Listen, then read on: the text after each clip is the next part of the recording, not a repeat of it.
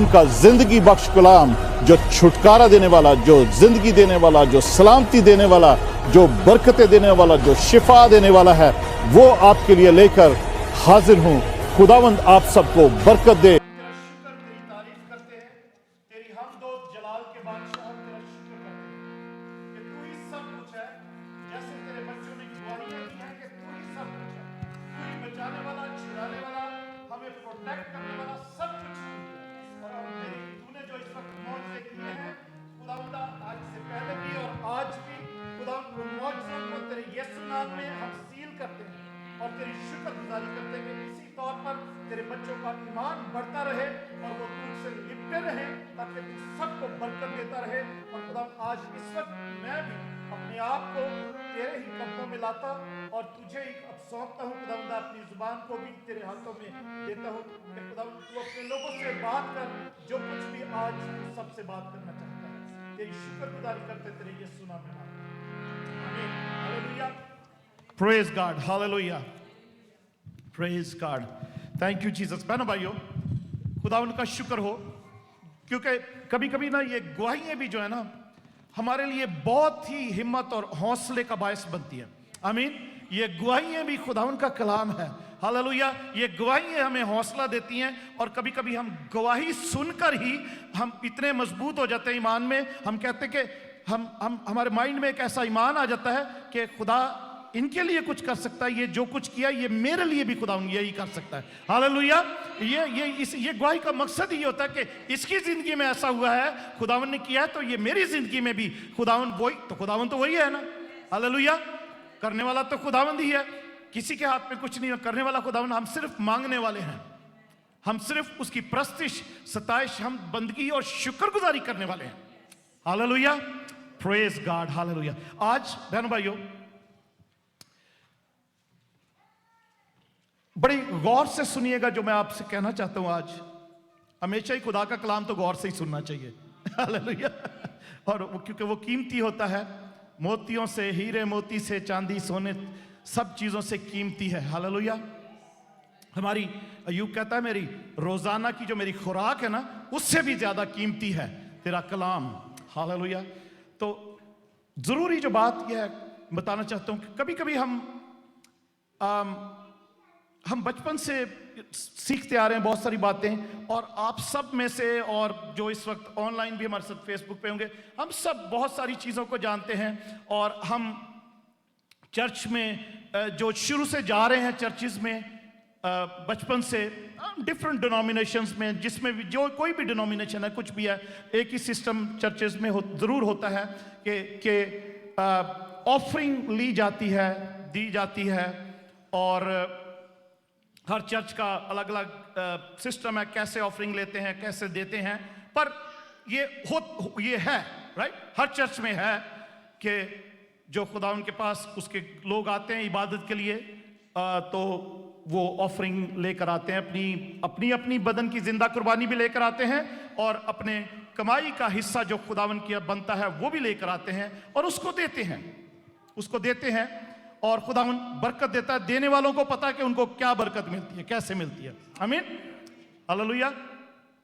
तो और उसको हम बचपन से सुनते आ रहे हैं, उसको चंदे का नाम भी दिया जाता है। चंदा चर्च में देना है, चंदा लेना है, चंदे की दुआ करनी है।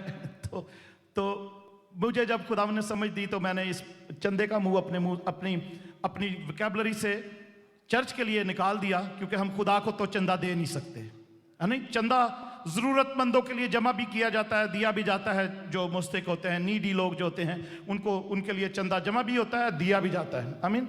हम खुदावन को हदिया, नजराना, दहिये की दे सकते हैं, इसलिए मैं उसको ऑफरिंग या हदिया, नजराना या दहिये की या कुर्बानी भी कह सकते हैं, वो हम खुदा उनकी हुजूरी में चढ़ाते हैं, देते हैं।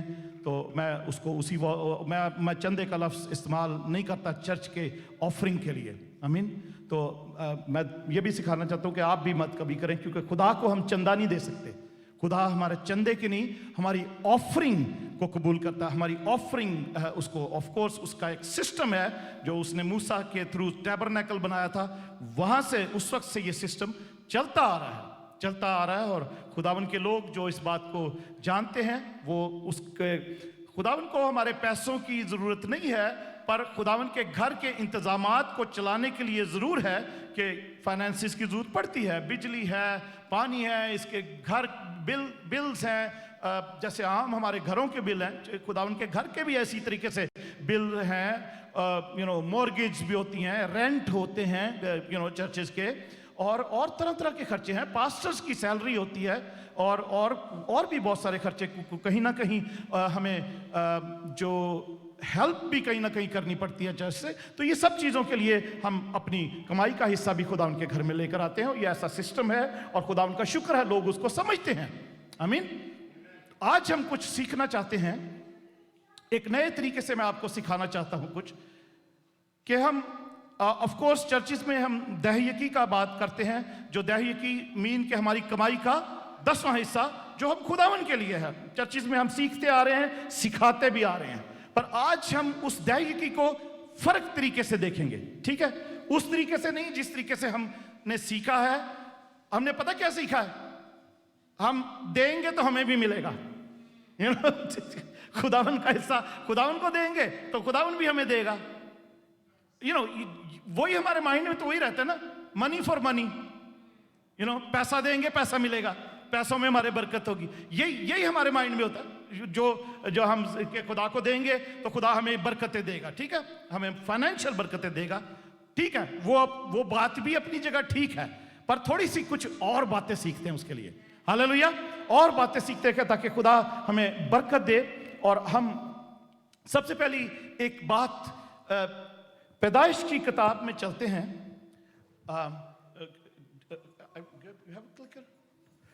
पैदाइश की किताब में दूसरा बाब, जेनेसिस चैप्टर 2।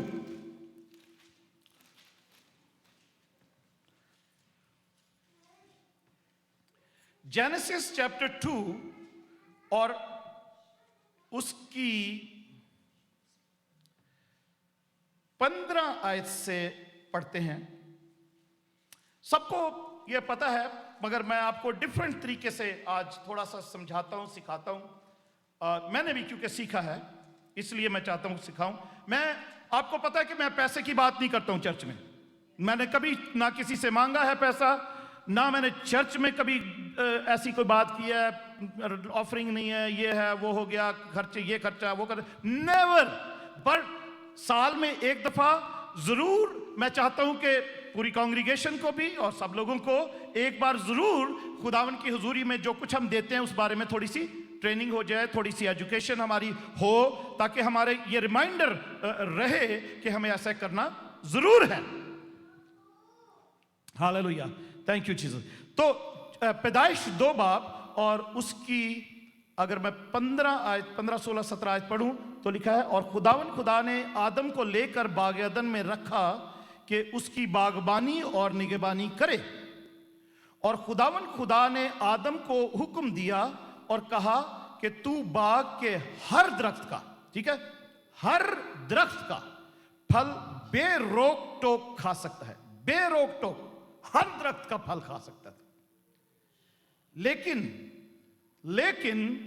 नेक और बद की पहचान के दरख्त का कभी ना खाना, क्योंकि जिस रोज तूने उसमें से खाया तो मरा।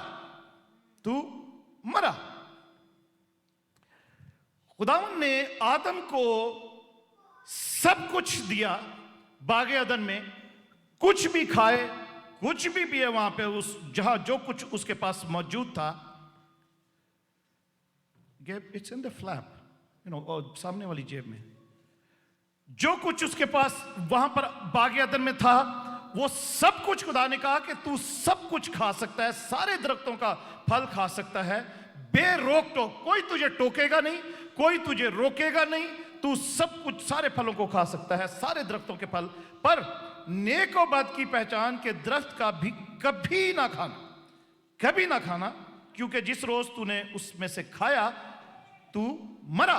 और इन दरख्तों में जिंदगी के दरख्त का भी फल, जिंदगी का जो फल है उसका भी दरख्त वहां पर मौजूद था, उसकी भी इजाजत थी कि तू उसमें से भी खा सकता है।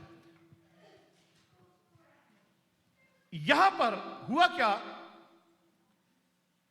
मैं आपको सिर्फ ये वर्ष पढ़ने की इसलिए बता रहा हूं कि जो कुछ खुदा का है उसकी अथॉरिटी जो है, उसका क्लेम जो है कि ये इसको हाथ नहीं लगाना, इसको नहीं खाना, इसको नहीं छूना, जो कुछ उसने कहा वो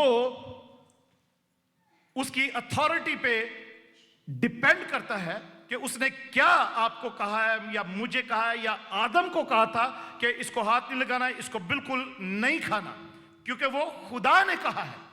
खुदा ने कहा है, पर आदम ने खाया, शैतान ने बहकाया और आदम ने खाया, हवा ने भी खाया।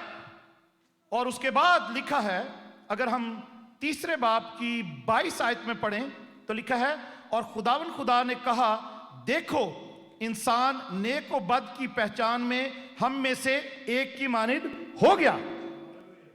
इसका मतलब है कि वो नेक और बद की पहचान का जो दरख्त था, उस दरख्त में कोई गुनाह नहीं था।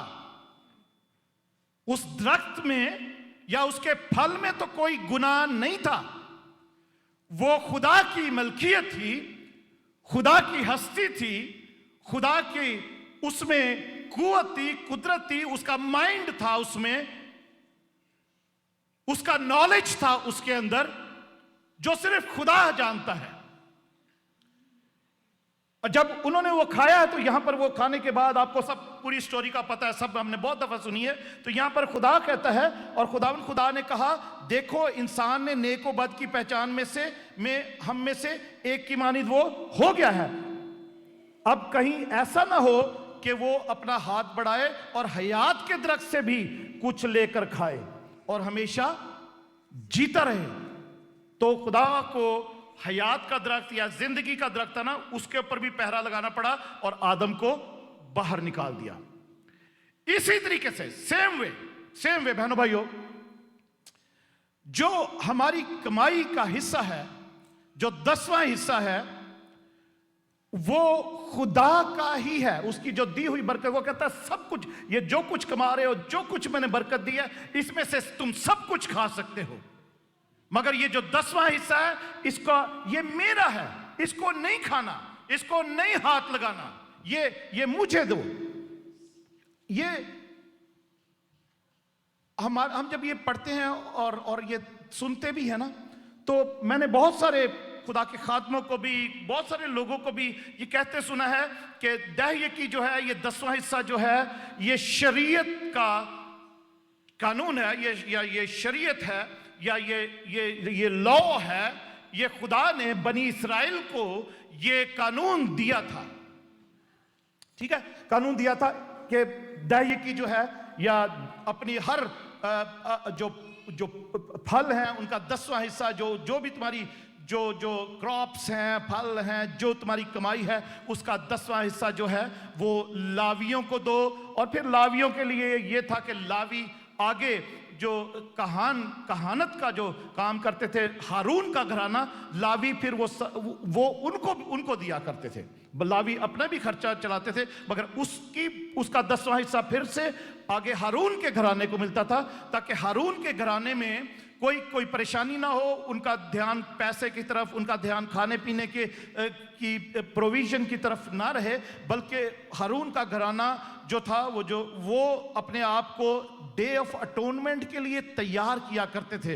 होली ऑफ होली में साल में एक ही दिन आता था, जो होली ऑफ होली में सरदार काहिन जाता था, और वो घराना सारा इसी की प्रेपरेशन में लगा रहता था। पूरे साल वो इस अपने आप को वो तैयार करते थे, अपने आप को कुर्बानियां चढ़ा के, अपने आप की माफियां मांग के, ताकि कोई भी जब खुदा की हुजूरी में साल में एक दफा सरदार काहिन ने जाना है, तो कोई भी मिस हैप ना हो, वो मर ना जाए। आपको पता है वो सरदार काहिन जब जाता था, उसका जो चोगा था, उसके गिर्द घंटियां बंधी होती थी कि वो अंदर जाता तो वो चलता रहता था, दुआ करता रहता था कौम के लिए, और वो घंटियां भी बजती रहती थी, और ताकि वो अगर जैसे कोई घंटियां बंद होगी तो लोगों को पता होता था कि ये मर गया शायद, और उसको रस्सी से ही खींच सकते थे, कोई जा तो नहीं सकता था अंदर। पर बताने का मकसद यह है कि ऑफ कोर्स वो सिस्टम खुदा ने बनी इस्राएल को दिया था, पर हम आज ये दहये की जो है ना, टाइथ जो है जिसको बोलते हैं,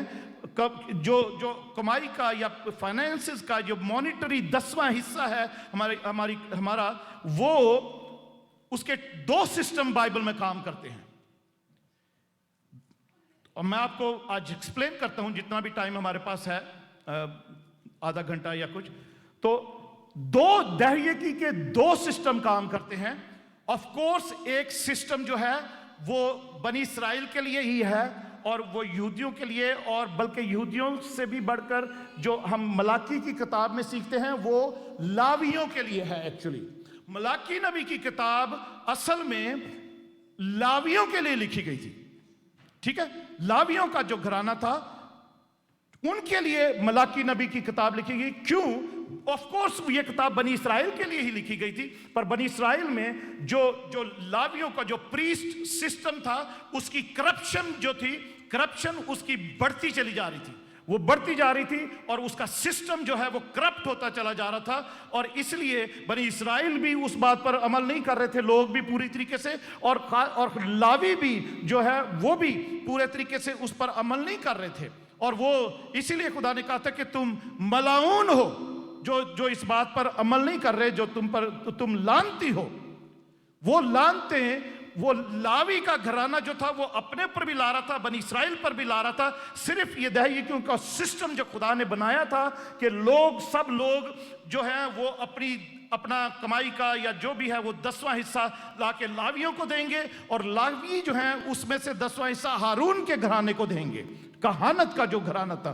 आमीन। तो ये सिस्टम चलता रहा था, इसलिए खुदा ने उनको ये कहा था कि वो करप्ट हो गए हैं, और दहयकियों में और हदियों में वो खुदा को ठगते हैं, और पूरे तौर पर उस सिस्टम पर अमल नहीं हो रहा जैसा खुदा ने सिखाया था। मैं उस सिस्टम के जो हवाले हैं उनमें नहीं जाऊंगा, पर 2 सिस्टम जो चल रहे हैं या चलते आ रहे हैं, जो कुछ हम जो एक सिस्टम हमने एक ही सिस्टम सीखा है, और उसी पे हम प्रीच भी करते हैं, और उसी पे हम अमल भी करते आए हैं बहुत से लोग आज तक। पर आज मैं आपको दूसरा सिस्टम भी सिखाता हूं जो ज्यादा बेहतर है और ज्यादा अच्छा है, और हम सब के लिए है, और न्यू टेस्टामेंट में है।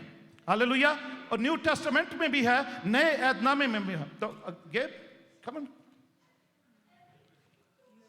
यूएसबी नहीं है उसके अंदर? Oh my God.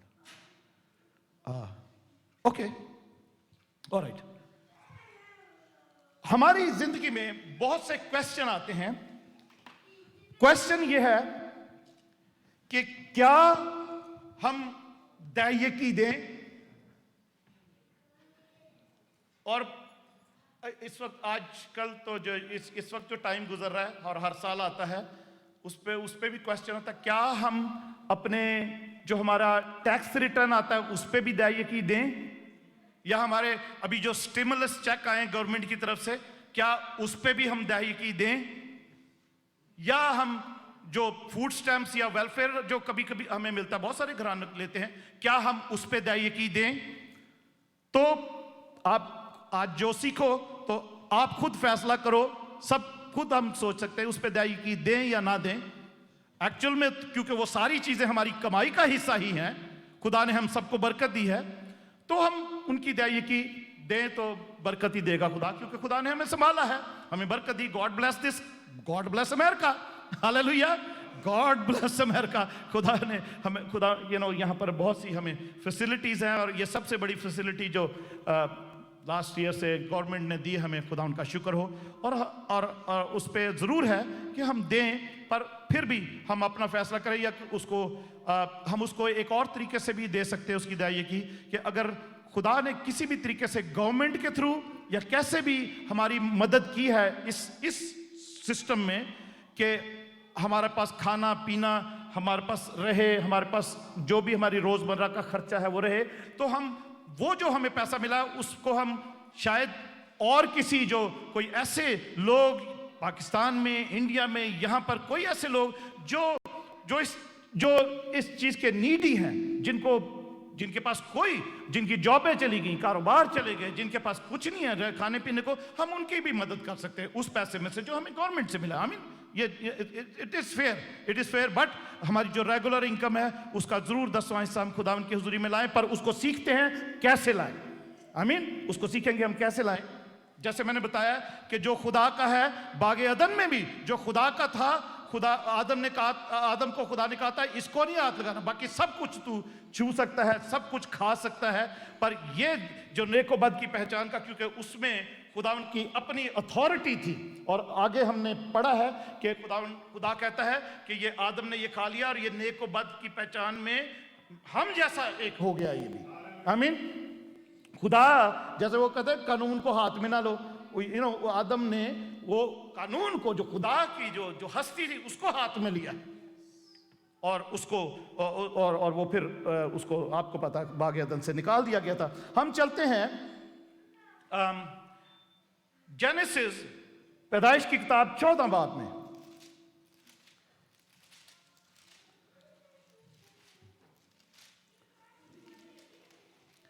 Genesis chapter 14,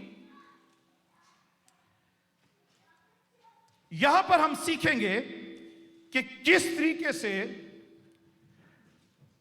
जो हम जिसको कहते हैं इब्राहिम, इसहाक और याकूब का खुदा, हम उन तीनों के नाम लेते हैं। बनी इस्राइल भी कहते हैं इब्राहिम हमारा बाप था और है, उसी को मानते हैं वो कि वो हमारा बाप है, वो हमारा बुजुर्ग है। हम भी दुआ करते वक्त ये दुआ करते हैं, बहुत सारे लोग हम में से भी, कि इब्राहिम और इसहाक और याकूब के खुदा, हम उस खुदा को उन खुदावन के लोगों के नाम से पहचानते हैं। तो यहां पर 14वें बाब में हम पढ़ते हैं कि 9 बादशाह हैं जो जंग के लिए एक दूसरे के साथ निकलते हैं। 5 अलग हैं, 4 अलग हैं, और इनकी ये एक दूसरे के साथ जंग करते हैं और उसमें बहुत सारी परेशानियां और तरह तरह की उलझने और लूट मार भी होती है जब ये बादशाह एक दूसरे से लड़ते हैं। होता क्या है, ये जब एक दूसरे पर हमला करते हैं तो लूत, मैं ब्रीफ में आपको बता रहा हूं कि लूत, आपको पता है अगर बाइबल जो पढ़ने वाले हैं, लूत जो इब्राहिम का भतीजा था, वो सदूम और अमूरा के इलाके में रहना शुरू कर दिया था। सदूम के इलाके में वो उसने रहना शुरू कर दिया था इब्राहिम से अलग होकर, क्योंकि वो समझता था कि वो बड़ी वहाँ पर हरियावल है, वहाँ पर घास है, उसके चौपायों के लिए बड़ी वहाँ पर अच्छा खाना होगा, अच्छी जगह है वो, इसलिए उसने वो चूज़ किया, वो वहाँ चला गया। इब्राहिम दूसरी साइड पे चला गया और इब्राहिम को भी खुदा ने जो बरकत देनी थी वो तो उसने देनी थी, वो कहीं पर भी जाता, पर लूत ने जो इलाका चूज़ किया वो सदूम का इलाका था, वो उधर चला गया। तो ये जब 9 बादशाह जो हैं ये एक दूसरे के साथ लड़ते हैं आके, तो जो 5 बादशाह हैं वो इन पर हमला करते 4 बादशाहों पर। ये 4 बादशाह जो है उनको देखकर भाग जाते हैं और फिर भागते भागते स्लिप भी होते हैं। अगर 14 बाब की हम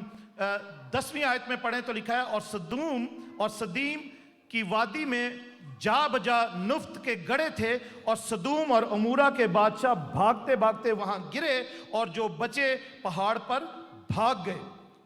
अब वहां पर वो दूसरे बादशाहों ने हमला किया है और सदूम और अमूरा के बादशाह भी हैं उसमें जो डर कर भागे हैं, और लिखा है कि वहां पर नुफ्त के गड़े थे, स्लाइमी पिट्स थी वहां पर, जो स्लाइमी का मतलब है स्लिपरी।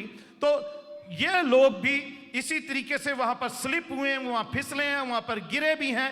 ये इस लड़ाई में, इस जंग में फिर भी किसी तरीके से बचकर वो निकल गए और बच गए। मगर दूसरे बादशाह जो थे उन्होंने क्या किया, उन्होंने सारा इनका माल लूटा, सब कुछ लूट लिया, गाय बैल भैंसे बच्चे औरतें और सोना चांदी जो कुछ भी था वो दूसरे बादशाह जो थे वो लूट कर ले गए। और साथ में हम यहां पर पढ़ें, अगर पैदाइश 14 बाब, उत्पत्ति 14 बाब, जेनेसिस चैप्टर 14 और उसकी 12वीं आयत से तो लिखा है, और इब्राहिम के भतीजे लूत को और उसके माल को भी ले गए, क्योंकि वो सदूम में रहता था। तब एक ने जो बच गया था जाकर इब्राहिम इब्रानी को खबर दी। एक सिर्फ वो सब कुछ ले गए वो बादशाह लूटकर, लूत को भी ले गए, लूत के सामान को भी ले गए, पर एक उसमें से बंदा बच गया। एक शख्स बच गया, और वो खुदा की तरफ से कोई इंतजाम था। वो एक बंदा बच गया, और वो उस बंदे को यह भी पता था कि इब्राहिम कहां रहता है। उसने भाग कर जाकर इब्राहिम को ये सारा वाकया बताया, और बताया कि तेरा भतीजा भी, और सब कुछ ही लूट के ले गए वो जो 4-5 बादशाह थे। तो उसके बाद क्या होता है, 13वीं आयत, 14 बाब की 13वीं आयत।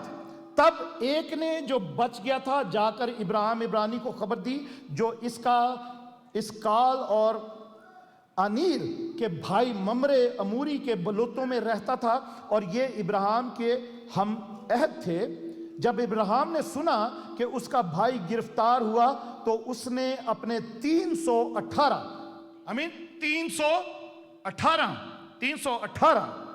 मशाक खानाजादों को लेकर दान तक उनका ताक्कुब किया, उन बादशाहों का ताक्कुब किया, उनके वो पीछे चल पड़ा।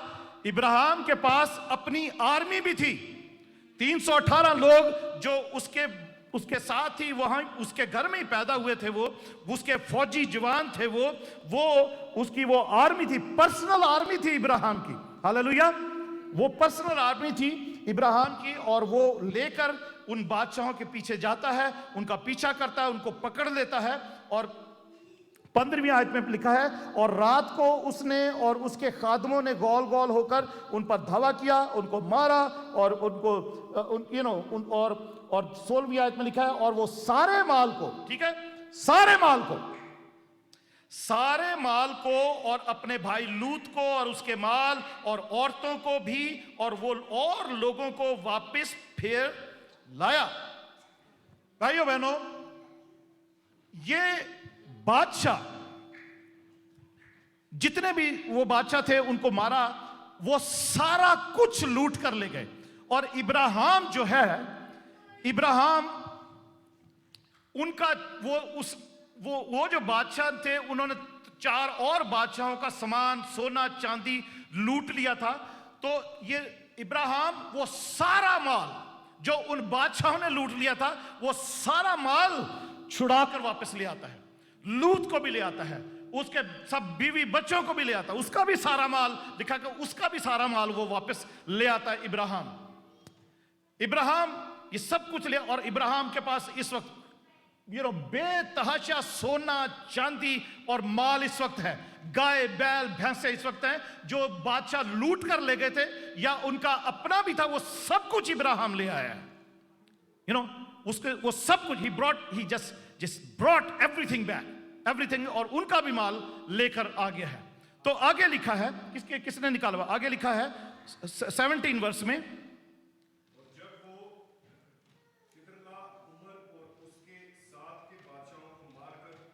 उनके बादशाह उसके इस्तकबाल को सभी के की वादी तक जो बादशाही वादी है आया। और जब वो वापस आ रहा था इब्राहिम, ये सब कुछ उसके पास माल भी है, उसके पास सोना चांदी भी, गाय बैल भैंस सब कुछ है। तो सदूम का बादशाह, सदूम जहां पर लूत रहता था, उसका बादशाह निकला, क्योंकि वो तो भागा हुआ था वहां से दूसरे बादशाहों से डर के, बल्कि रास्ते में वो स्लिप होके गिर भी गया था नुफ्त के गढ़ में, पता नहीं कैसे निकल के वहां से निकल आया, बच गया बहरहाल भाग आया। तो सदूम का बादशाह बड़े बड़े उससे वाह वाह करता हुआ ना इब्राहिम का इस्तकबाल करने के लिए, उसको वेलकम करने के लिए निकल के आता कि वाह वाह इब्राहिम, तूने तो ये तो बड़ा मार का मारा है, सब कुछ है। और सदूम का बादशाह क्या क्या कहता है, वो हम बाद में पढ़ेंगे। पर क्या होता है कि इब्राहिम सारा कुछ लेकर आ रहा है, और वहां पर एक ऐसे शख्सियत की एंट्री होती है, सदूम का बादशाह भी आ रहा है बड़ा वेलकम करने के लिए इब्राहिम को, मगर बीच में एक ऐसी शख्सियत आ जाती है जो उनके अभी मिलने से या उनके साथ अभी बातचीत होने से उसको वो रोक देता है। हालेलुया। तो क्या लिखा 18 वर्ष,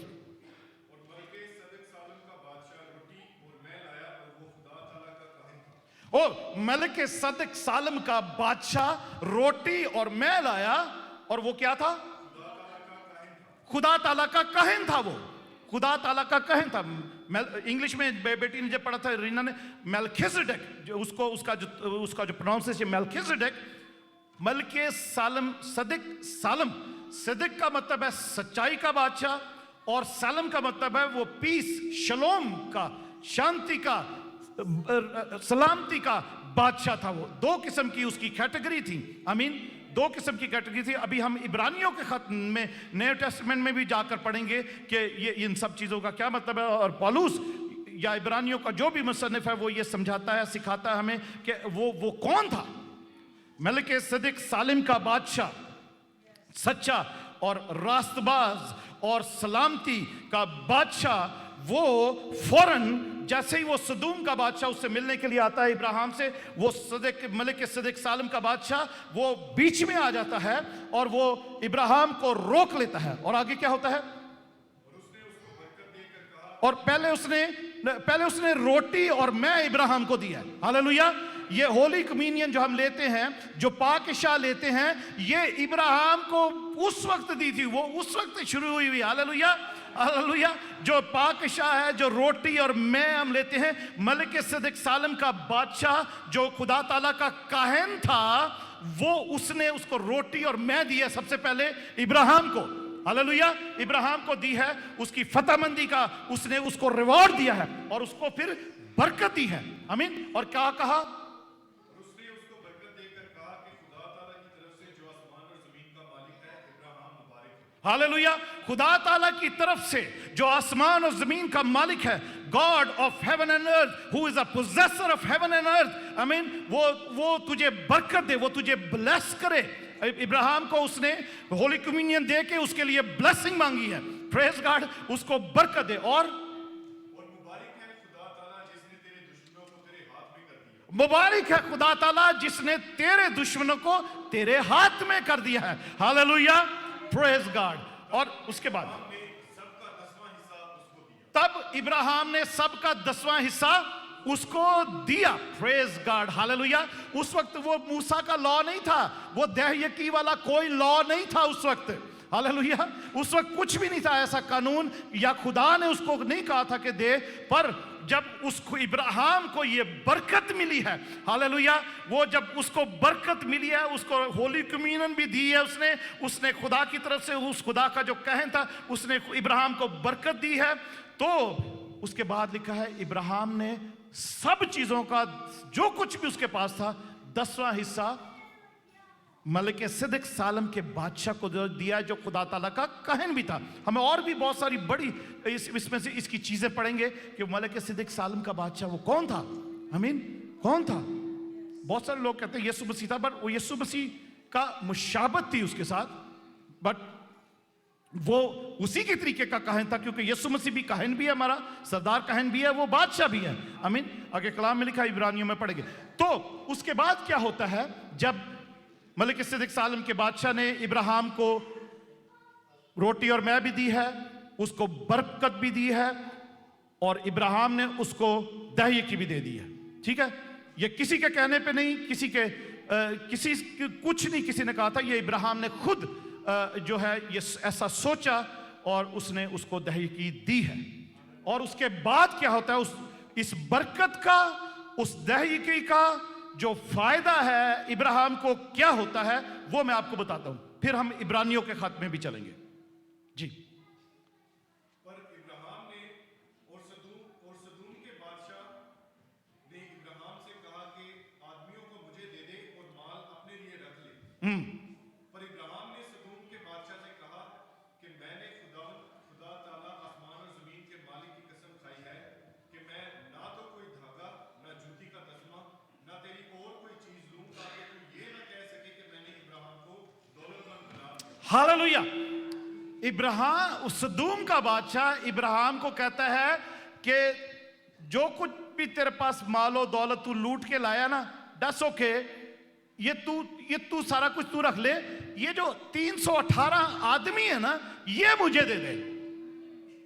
ये आदमी, क्योंकि सदूम का बादशाह, आपको पता है सदूम और अमूरा वो जगह थी जो खुदा ने आग और गंधक भेजकर उसको खत्म कर दिया था, भस्म कर दिया था। सदूम और अमूरा में डिमोनिक एंटिटीज वहां पर काम करती थी और ये बादशाह उनका पैरोकार था जो कि वहां पर वो काम करती थी। सदूम और अमूरा शुरू से वो वहां पर ऐसा गुनाह था जो कुछ हम भी पढ़ते हैं, पर उसके अलावा भी वो करप्ट नेशंस थी, वो करप्ट सिटीज थी जो सदूम और अमूरा थी। वो एक किस्म की वो मुल्क ही बने थे क्योंकि उनके अलग अलग बादशाह भी थे।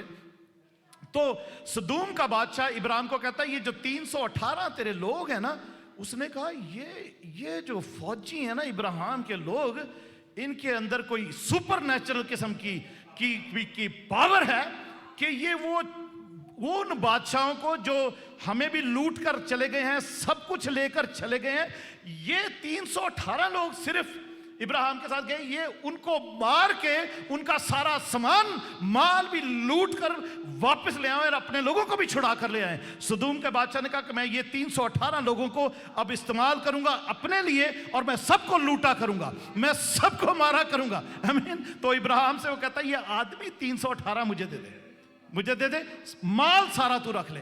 इब्राहिम ने कहा नहीं, ये मेरी मेहनत है और ये लोग भी मेरे हैं, मैं कुछ भी तुझे नहीं दूंगा कि तू ये ना कहे कि मुझे किसी ने अमीर कर दिया है, क्योंकि इब्राहिम पहले ही अमीर था। आमीन। उसके पास पहले ही बहुत माल और दौलत थी। आमीन। उसके पास पहले ही माल और दौलत बहुत थी। वो कहने लगा ये मेरी मेहनत है, मेरे लोगों की मेहनत है, जो मेरे साथ भी गए मैं उनको भी बांटूंगा, जो भी अपना भी रखूंगा, पर तुझे कुछ नहीं दूंगा, तुझे अपने आदमी भी नहीं दूंगा, और ये माल और दौलत जो है मैं अपना जो जिसका हिस्सा है उनके अंदर बांटूंगा। मगर मैं ये नहीं चाहता कि तू कहे कि मैंने इब्राहिम को अमीर किया है, क्योंकि मुझे अमीर करने वाला मेरा खुदा है। Hallelujah, praise God. बहनों भाइयों, जब आपको मैं ये बताने जो लगा हूं कि फर्ज करें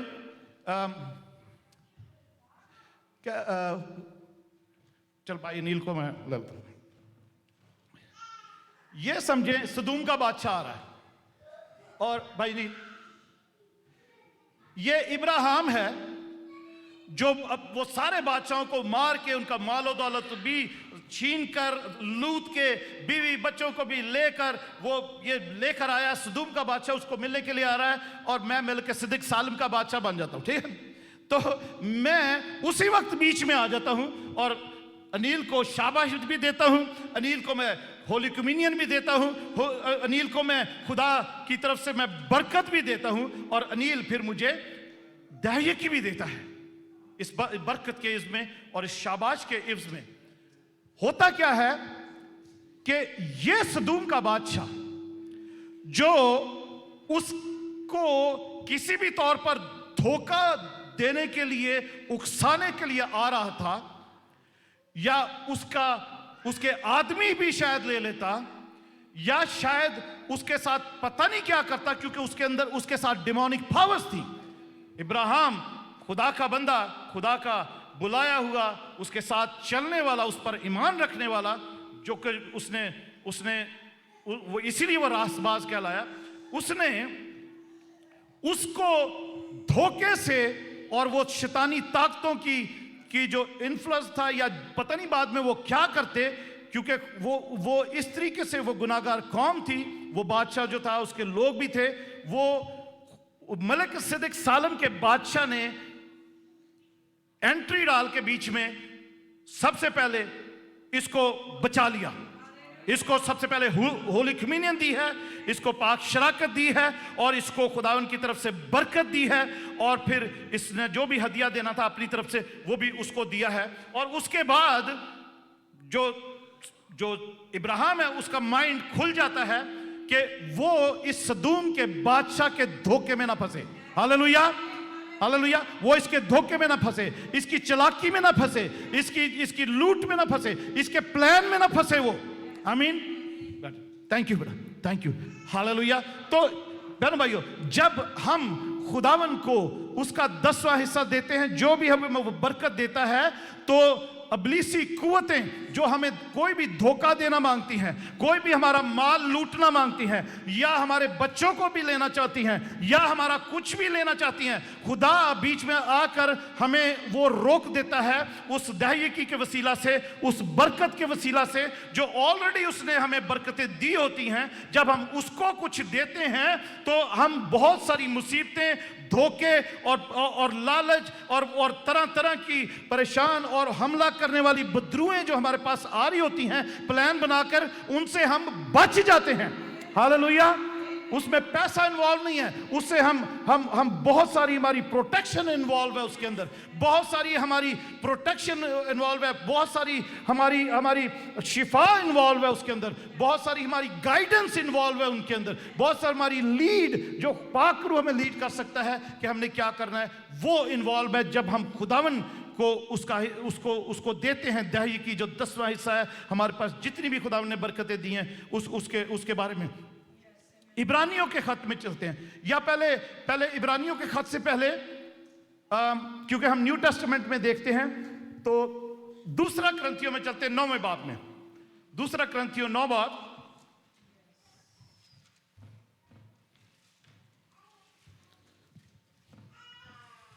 सेकेंड Corinthians chapter 9,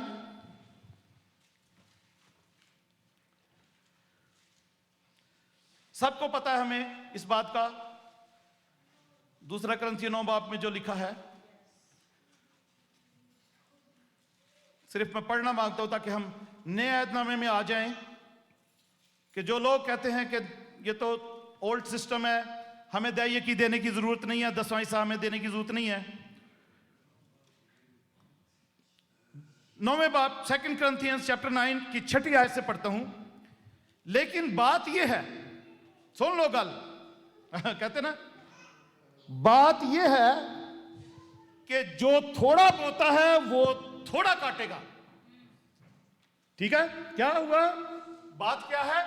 जो थोड़ा बोता है वो थोड़ा काटेगा, जो बहुत बोता है वो बहुत काटेगा। हालेलुया। ये प्रिंसिपल है खुदावन की बादशाही का। जिस कदर हर एक ने अपने दिल में ठहराया है, उसी कदर दे, ना दरेक करके ना लाचारी से। ठीक है, जिस कदर हमने अपने दिल में ठहराया, हम ना दरेक करें, ना देर करें, ना लाचारी करें उसमें, क्योंकि खुदा खुशी से देने वाले को अजीज रखता है। हालेलुया। नया अहदनामे का यह सिस्टम है कि खुदा खुशी से देने वाले को अजीज रखता है। वो चाहे दहयकी दे रहा है कोई, या कुछ भी दे रहा है कोई, खुदावन को दे रहा है, अपनी वर्शिप दे रहा है, अपना टाइम दे रहा है कोई, या अपना कुछ भी दे रहा है, वो खुशी से देने वाले को खुदा अजीज रखता है। आमीन। सबने सुनी हुई है ये बात, सबको पता है इस बात का, क्योंकि खुदा खुशी से देने वाले को अजीज रखता है। और खुदा तुम पर हर तरह का फजल, ओके, ये 3 यहां पे बरकतें हैं खुशी से देने वालों के लिए। खुदा तुम पर हर तरह का फजल, कितनी तरह का? हर तरह का फजल, all kind of grace, all kind of grace, हर तरह का फजल कर सकता है अगर खुशी से दो तो। ठीक है, कसरत से कर सकता है वो हर तरह का फजल, हर तरह का फजल भी और कसरत से भी, हालेलुया, कर सकता है, ताकि हम खुशी से जब देते हैं तो, ताकि तुमको हमेशा हर चीज, ठीक है, उस फजल के पैकेज में क्या है? हर चीज इफरात से, काफी तौर पर, ठीक है, हर चीज, कितनी चीजें? हर चीज, हालेलुया, हर तरह का फजल कर सकता है वो कसरत से। और फिर उस फजल के पैकेज में क्या निकलेगा? हर तरह की चीज, हर चीज काफी तौर पर। ठीक है, थोड़ी थोड़ी नहीं, हर चीज थोड़ी थोड़ी, हर चीज थोड़ी थोड़ी नहीं, हर चीज काफी तौर पर। हालेलुया। हर चीज काफी तौर पर मिला करे। और फिर उसके बाद क्या है उस पैकेज में? हर नेक काम के लिए तुम्हारे पास बहुत कुछ हो, कोई भी नेक काम करना है ना, किसी की मदद करनी है, किसी को खाना खिलाना है, किसी नंगे को कपड़े पहनाने, किसी भूखे को खाना, या किसी किस्म का कोई भी नेक काम करना है ना, हर नेक काम करने के लिए तुम्हारे पास बहुत कुछ मौजूद हो रहा करेगा। चुनाचे लिखा है कि उसने बखेरा है, उसने कंगालों को भी दिया है, और उसकी रासबाजी अब तक बाकी रहेगी। Hallelujah, praise God. क्यों कि जो दैयकी है ना, दैयकी का पैसे के साथ ऑफ कोर्स ताल्लुक है जरूर, क्योंकि दैयकी पैसे का, हमारे माइंड में पैसा ही आता है। पर अगर आप ये जो इस वक्त दुनिया के अमीर तरीन लोग हैं जो खुदा की शरीयत को नहीं मानते, जो बिलियनर्स मिलियनर्स हैं, उनसे अगर आप ये बात करोगे जाके, तो वो कहेंगे कि नहीं, हम तो, हमारा अपना सिस्टम है, हम अपने सिस्टम में अमीर बने हैं। उनके लिए ये पैगाम जो है ये कुछ नहीं है। हम चर्चेज में क्रिश्चियनों को सुनाते रहते हैं ये पैगाम, बट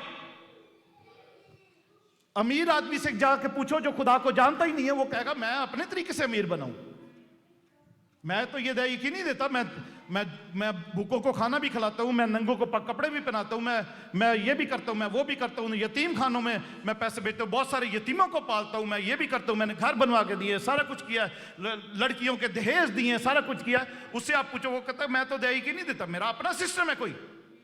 तो इसलिए बहनों भाइयों, पैसा देकर पैसा ही एक्सपेक्ट करना जरूरी नहीं है। दैयकी के साथ बहुत सारी और बरकतें शामिल है, उसका हर तरीके का, हर तरह का फजल खुदा का शामिल है। हालेलुया। उसके फजल के पैकेज में यह भी शामिल है कि हर तरह का हमारे पास हर तरह की क्या जो बरकत है वो बहुत काफी तौर पर हमें मिला करे, हमेशा हर चीज जो है काफी तौर पर मिला करे। आमीन। किसी चीज की हमारे पास कमी ना हो। इब्रानियों के खत पे चलते हैं, उसके 6 बाब में। मैं इसको 10 मिनट में खत्म करूंगा ताकि हमें जो कुछ हम लेकर जा रहे हैं हमारे माइंड में रहे, हम इसको भूल ना जाएं। इब्रानियों 6 बाब में उसकी आखिरी आयत 20 आयत तक हम पढ़ें तो लिखा है, जहां यीशु हमेशा के लिए मलके सिदम के तरीके का सरदार काहिन बनकर हमारी खातिर पेशरो के तौर पर दाखिल हुआ है। यानी कहां पर? आसमान में। ठीक है, आसमान में खुदावन यीशु मसीह मलके सिदक के सालिम के बादशाह के तरीके का, ठीक है, उसके तरीके का सरदार काहिन बनकर, जो कि बादशाह भी है, हालेलुया, सरदार काहिन बनकर हमारी खातिर, ठीक है, हमारी खातिर कहां पर? पेशरो, हमारी खातिर पेशरो के तौर पर दाखिल हुआ है। पेशरो का क्या मतलब है? पहले, हमारे से पहले वो आसमान में दाखिल हुआ है हमारी खातिर।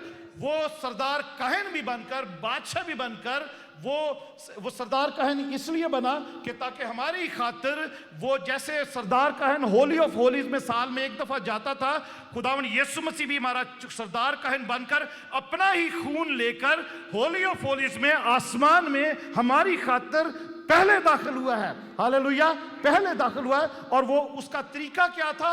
उसका तरीका यही था कि वो मलके सिदक सालम के बादशाह का जो खुदा ताला का काहिन था, पैदाइश की 14 बाब में हमने जो पढ़ा है, उसी के तरीके का ही वो काहिन बनकर आसमान में हमारे लिए दाखिल हुआ है। और उस बादशाह ने क्या किया था?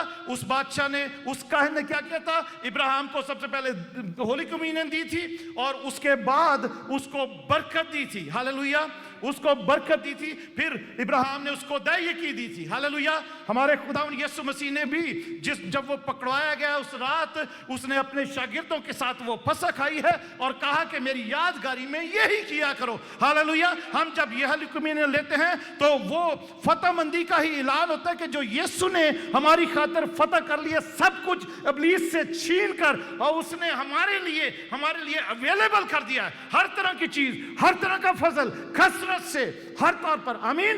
वो होली कम्युनियन हम लेते हैं, इसीलिए लेते हैं कि खुदावन यीशु मसीह ने यही कहा, इसीलिए कहा था कि मेरी यादगारी में यही किया करो, ताकि हमें याद रहे कि यीशु ने हमारी खातिर फतहमंदी हासिल किया, जैसे इब्राहिम को फतह मिली थी और उसको होली कम्युनियन दी गई थी। हालेलुया। फिर खुदावंद यीशु मसीह ने बरकत दी है, उसके लिए बरकत हमारे लिए उसने अपनी रेजरेक्शन पावर को रिलीज कर दिया है। हालेलुया। जैसे लिखा ना कलाम में कि जो स्लीप का पैगाम है वो हलाक होने वालों के लिए बेवकूफी है, पर हम निजात पाने वालों के लिए खुदा की कुदरत है। हालेलुया। वो क्योंकि वो विक्ट्री का निशान है, विक्ट्री का ऐलान है।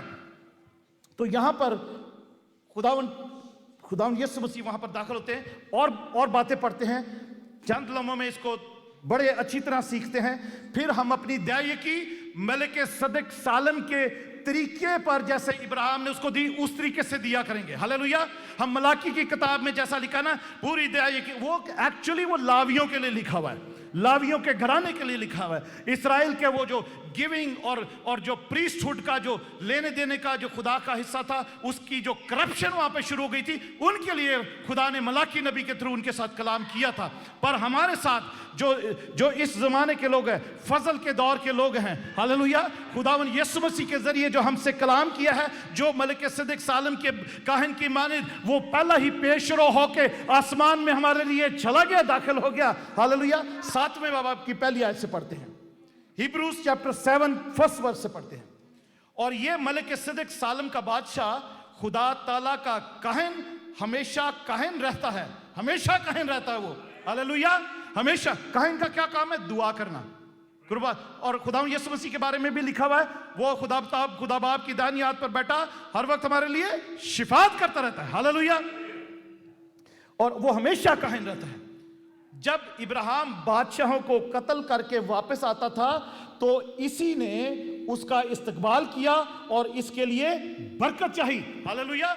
इस्तकबाल करने को पहले तो वह सदूम का बादशाह आया था इब्राहिम के, पर बीच में ही मलिक सदक सालम का बादशाह आ गया और तू ठहर जा सदूम के बादशाह, ठहर जा, मुझे पहले इब्राहिम का इस्तकबाल करने दे, मुझे पहले इसको होली कम्युनियन देने दे, पहले मुझे इसको बरकत देने दे, फिर मैं देखूंगा कि तू जो प्लान लेकर आया इसके आदमी भी लेने के लिए, इसका मालो दौलत भी लेने के लिए, फिर तू कैसे लेता है। हालेलुया। Praise God. तो इसी ने लिखा है वापस आता था तो इसी ने उसका इस्तकबाल किया और इसके लिए बरकत चाहिए। इसी को इब्राहिम ने सब चीजों की दायकी दी, इसी को इब्राहिम ने सब चीजों की दायकी दी। ये अव्वल तो अपने नाम के मानी के मुवाफिक रास्तबाजी का बादशाह और फिर सालम यानी सुलह का बादशाह। हालेलुया। ये अपने मलक का मतलब है बादशाह, सिद्दक का मतलब है रास्तबाजी या सच्चाई, और सालम का मतलब है सलामती का बादशाह। तो इसकी ये 3 कैटेगरी थी। वो रासबाजी का बादशाह था, वो सलामती का बादशाह था और वो खुदा ताला का काहिन था। तीसरी आयत इब्रानियों 7 बाब 3 आयत में हम पढ़ते हैं, ये बेबाप बेमां बेनसब नामा है, ना उसकी उम्र का शुरू ना जिंदगी का आखिर, बल्कि खुदा के बेटे के मुशाबा ठहरा। ये मलिक सदक सालम के बादशाह जो है, इब्रानियों का मुसन्निफ हमें बताता है, ना उसके माँ का कोई पता है, ना उसके बाप का कोई पता है, और ना ही उसका कोई नसबनामा है, और ना ही उसकी जिंदगी का शुरू है कोई, और ना ही उसकी जिंदगी का कोई आखिर है। इब्रानियों का मुसन्निफ मलिक सदक सालम के बादशाह को या काहिन को, खुदा ताला के काहिन को इंसानी कैटेगरी से निकाल के उसको डिवाइन इलाही शख्सियत पेश करता है। आमीन। इलाही शख्स के वो इंसान नहीं है, वो इंसान था ही नहीं, वो खुदा ताला का कान सलामती का बादशाह और रासबाजी का बादशाह था। वो इंसान तो था ही नहीं जो बीच में आ गया। सदूम का बादशाह जब इब्राहिम से मिलने के लिए आया, उसका माल छाल जो वो इब्राहिम अपनी मेहनत से लूट कर आया है, अपनी मेहनत से वो उनको सब कुछ लेकर आया, ये सदूम का बादशाह उसको लूटने के लिए आ जाता है, उसको ट्रिक करने के लिए आ जाता है। तो खुदा ताला का काहिन जिसका कोई नसबनामा नहीं, उसका कोई बाप नहीं, उसका कोई माँ नहीं, तो यहाँ पे लिखा है वो बल्कि खुदा के बेटे का मुशाबा ठहरा। वो यानी खुदावन यीशु मसीह जो खुदा का बेटा है, ये मलिक सदक सालम का बादशाह जो है, ये एग्जैक्टली यीशु के माने ठहरा है। हालेलुया। एग्जैक्टली यीशु के माने ठहरा है, जिसको इब्राहिम ने दायकी दी है। ओके, 4थी आयत, बस गौर करो कि ये कैसा बुजुर्ग था जिसको कौम के बुजुर्ग इब्राहिम ने लूट के उम्दा माल में से दायकी दी। गौर करो कि वो कैसा बुजुर्ग था। हम जब कुछ भी खुदावन को देते हैं, दायकी देते हैं, तो हम उस बुजुर्ग खुदा को देते हैं। हालेलुया। गौर करो कि वो कैसा बुजुर्ग था। हम उसकी बुजुर्गी के मुताबिक हम उसको देते हैं अपनी कमाई का हिस्सा, हम अपनी दायकी जब उसको देते हैं। 5वीं आयत। अब ओके, जैसे मैं बता रहा था कि यहां पर 2 सिस्टम हैं दायकी के बाइबल में। एक सिस्टम वो जो बनी इसराइल को सिस्टम दिया गया था, कानून में, लॉ में, शरीयत में खुदा ने दिया था। दूसरा सिस्टम मलिक सिदक सालम के बादशाह या कहन के तरीके का सिस्टम है। ठीक है, यहां पर दोनों सिस्टम लिखे हुए हैं और वो मैं बताता हूं कि हम दोनों सिस्टम में से किस पर हमें चलना है। ऑफ कोर्स हम ना यहूदी हैं और हम उस शरीयत पर नहीं चल रहे, क्योंकि शरीयत खुदावन यीशु मसीह ने उसको हटा दिया। बेशक मॉरल लॉज हमारे अभी भी चल रहे हैं, पर यहां पे लिखा है 5वीं आयत, बड़े गौर से सुनना ये बातें जो अब आखिरी जो रह गई हैं 4-5। अब लावी की औलाद में से जो कहानत का ओहदा पाते हैं उनको हुक्म है कि उम्मत यानी अपने भाइयों से, अगरचे वो इब्राहिम ही के सुलभ से पैदा हुए हों, शरीयत के मुताबिक दायकी लें। ओके, मैं फिर से पढ़ता हूं। अब लावी को, ठीक है, जो लावी हैं, जो उस सिस्टम में या जूश सिस्टम में जो लावी हैं, उनके लिए क्या है कि वो जो कहानत के सिस्टम में भी हैं, वो सारी उम्मत से और अपने भाइयों से, अगरचे वो इब्राहिम की सुलभ से पैदा हुए हों, शरीयत के मुताबिक दायकी लें। ठीक है, किसके मुताबिक दायकी लें? शरीयत के मुताबिक दायकी लें। तो अगर हम दायकी देते हैं, अगर हमें भी सिखाया जा रहा है, पढ़ाया जा रहा है, हम शरीयत के मुताबिक, हमारा कुछ नहीं बनता कि हम शरीयत के मुताबिक दायकी दें, क्योंकि हम शरीयत के अंडर नहीं हैं। ठीक है, हम शरीयत के अंडर नहीं है, इसलिए हमारा नहीं बनता कि हम शरीयत के मुताबिक दायकी दें। ओके, आगे चलते हैं। मगर 6ठी आयत, मगर जिसका नसब उनसे जुदा है, जिसका नसब उनसे जुदा है, जिसकी जीनियोलॉजी जो है उनसे यानी लावियों से जुदा है। ठीक है, वो 12 कबीलों में से एक कबीला था इस्राएल का। ठीक है, उनका वो सिस्टम था, उनकी जीनियोलॉजी से, जिसका नसबनामा जीनियोलॉजी जुदा है या अलग है, उसने इब्राहिम से दायकी ली। ठीक है, मलिक सिदक सालम के बादशाह ने, जिसका कोई ना माँ का पता, ना बाप का पता, ना कोई उसकी जीनियोलॉजी थी, उसने इब्राहिम से दायकी ली। और लावी जो हैं उनका बेशक नसबनामा है, वो इब्राहिम की नस्ल हैं, उसके सुलभ से पैदा हुए हैं, और आगे इब्राहिम से इसहाक और फिर याकूब, और याकूब के 12 बेटे, हालेलुया, और वो उसके सुलभ से पैदा हुए, उसके सिस्टम में उसकी नस्ल है। वो इब्राहिम से दायकी ली उसने, जिसका नसबनामा इनसे जुदा है, अलग है। बड़े गौर से इन बातों को आपने सीखना। ये चंद लम्हों में मैं जल्दी से इसको खत्म करना चाहता हूं। मगर जिसका नसबनामा उनसे जुदा है, उसने इब्राहिम से दायकी ली, और जिससे वादे किए गए थे उसके लिए बरकत चाहिए। हालेलुया। किससे वादे किए गए थे? इब्राहिम से वादे किए गए थे। और गलतियों 3 बाब की 29 आयत में लिखा है कि हम जो खुदावन यीशु मसीह में हैं, हम भी इब्राहिम के उन वादों में शरीक हैं। हालेलुया। हम वो लावी का जो शरीयत के सिस्टम के मुताबिक वो दायकी लेते हैं, उसमें शरीक नहीं है, बट इब्राहिम के साथ किए गए वादों में जरूर हम शरीक हैं, क्योंकि ये खुदा का कलाम बता रहा है कि जिसके साथ वादे किए गए थे, उसने खुदा के उस काहिन को, उस खुदा के बादशाह को, जिसका कोई नसबनामा नहीं है, उसको दायकी दी थी। हालेलुया। और जिस वक्त इब्राहिम ने दी थी उस वक्त कोई शरीयत नहीं थी, उस वक्त कोई लॉ नहीं था, उस वक्त कोई कानून था नहीं दैयकी का या किसी भी चीज का। और 7वीं आयत, और इसमें कलाम नहीं कि छोटा बड़े से बरकत पाता है।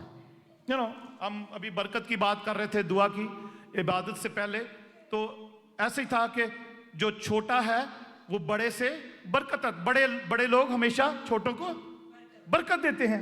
आमीन। तो इसमें कोई कलाम नहीं है, इसमें कोई अजीब बात नहीं है। 8वीं आयत बड़े गौर से, और यहां तो मरने वाले आदमी दैयकी लेते हैं। कौन मरने वाले? लावी।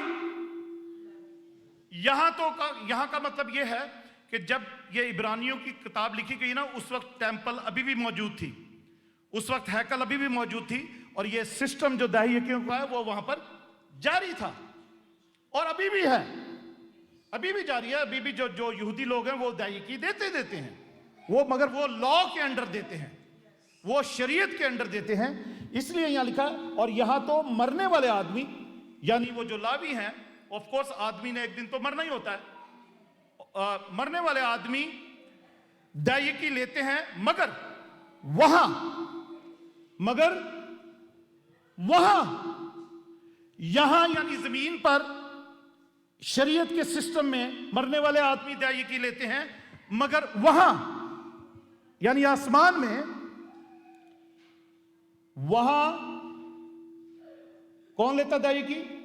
वहां वही लेता है जिसके हक में गवाही दी जाती है कि जिंदा है। हालेलुया। वहां वो दैयकी लेता है जिसके हक में यह गवाही दी गई है कि वो जिंदा है। और किसके हक में यह गवाही दी गई है? यीशु के हक में यह गवाही दी गई है। तो वहां पर वो दैयकी, यहां पर जमीन पर टेंपल सिस्टम में, शरीयत के सिस्टम में लावी दैयकी देते हैं। जो मरने वाले हैं वो एक दिन मरना होता है, पर वहां जो दैयकी लेता है वो उसके बारे में गवाही दी गई है कि वो जिंदा है। हालेलुया। तो इसका मतलब है कि वो जो वहां का मतलब है वो जो खुदावन यीशु मसीह वो भी दैयकी लेता है, जिस हालेलुया प्रेज गॉड, जो मलके सिद्दीक सालम का बादशाह, जो यीशु का मुशाबा ठहरा, जिसको इब्राहिम ने दैयकी दी थी।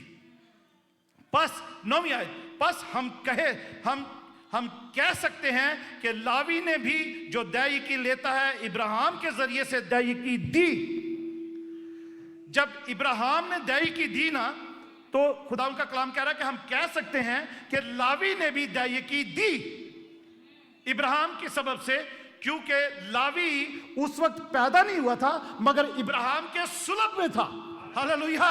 यहाँ पे ऐसे लिखा हुआ है, यहाँ लावी पैदा तो नहीं हुआ था, क्योंकि इब्राहिम के बाद इसहाक पैदा हुआ, इसहाक के बाद याकूब पैदा हुआ, याकूब के बाद फिर उसके 12 बेटे पैदा हुए, जिसमें से एक लावी भी था। हालेलुया। बट लावी ने उस वक्त इब्राहिम के जरिए से मलक सिद्दीक सालम के बादशाह को दैयकी दी, क्योंकि लावी इब्राहिम के खून में था अभी। हालेलुया। उसके खून में था, उसके सुलभ में था, उसके लॉयंस में इंग्लिश में लिखा हुआ कि वो था, उसने, तो लावी ने भी उसी को दैयकी दी है। इसलिए हम भी उसी को दैयकी देते हैं जो जिंदा है। हालेलुया।